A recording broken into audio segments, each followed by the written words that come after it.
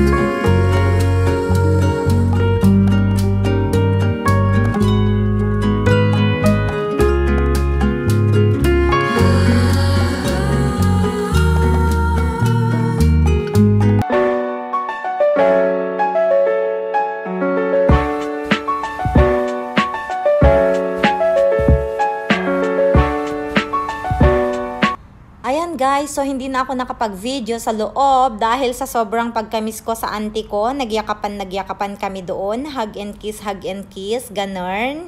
So hindi na ako nakapag-video and mahirap mag-video sa maraming tao, guys, kasi nga, 'di ba? Bawal baka mahagip yung kanilang faces and bawal i-upload mga ganun.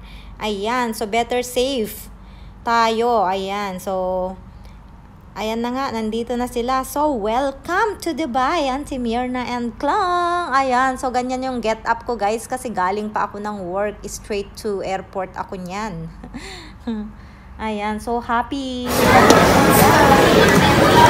Kasi, ano yung design mo, kuya? Heart ba?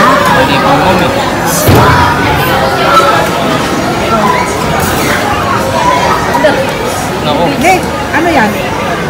Anong design niya? Love. Ay, love.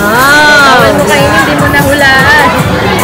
Bawal mo kainin niya, mama. Hindi mo nahulaan, ha? Ano ang kakainin ko ngayon? Gugutumin niyo ako lang. Kaya nga ako dumayo dito. Joke lang yun, ma. Siyempre. All the way from Pinas pa sila, kuya, para lang makapag, spice grill. Oh. Kaya dumayo pa kami dito, ah.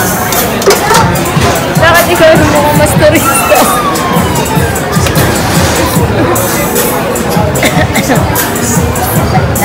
Ang gaganda niyo sa camera, bakit ako hindi? Pag ako yung nag-selfie, maganda ako, pero pag iba yung kumuha, ang pangit ko, ang tsaka ko, bakit ganun? Game na. Ano, binidyohan mo?